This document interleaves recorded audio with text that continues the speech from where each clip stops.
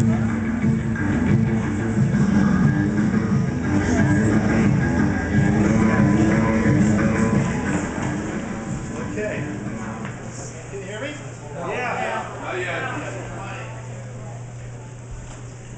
and gentlemen! Yes! Yeah! The Quarrymen!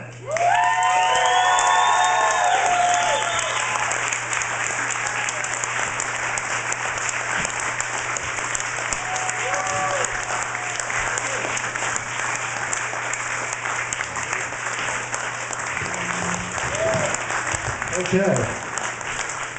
Can you just go around and just say your name and then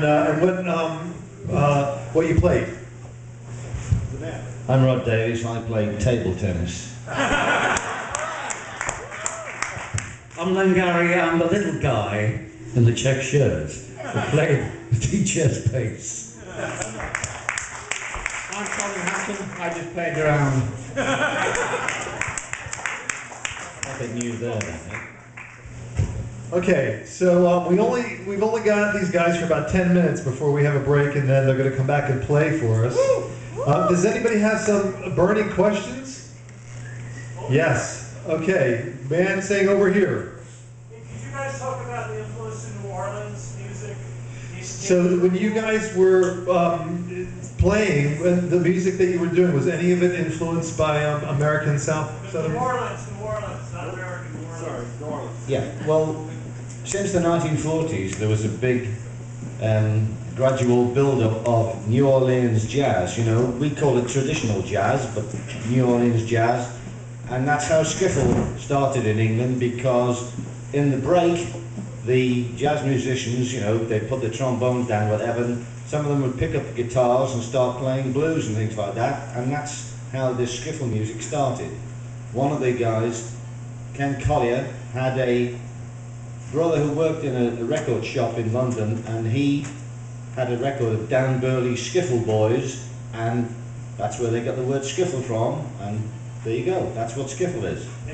How old were you when you were in the band? How old were I? 15. And how did you know about this music? How did this music, how did you know about it?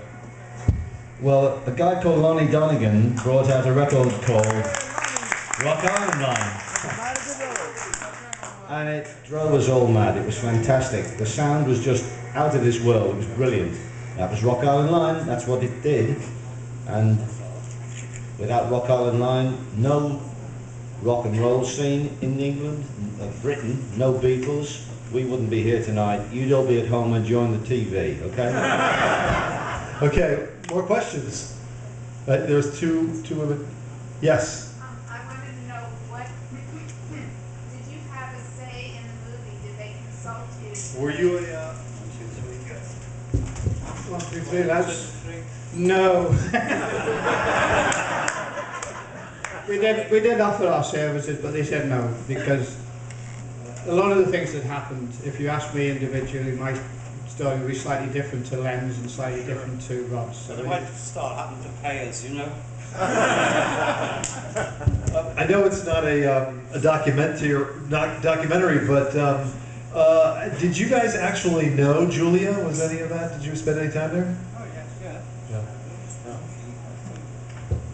We used to play music in the bathroom. We used to practice in the bathroom with Julia's because we had no amplifiers, no amplification. So if you stand in the bath, stand in the bath, and there wasn't room for everybody in the bath, but we were a very clean group, I can tell you. And, we got all the echo bouncing off the tiles, so that was why we used to practice in the bathroom there. It was, A good one is Bebop-A-Lula.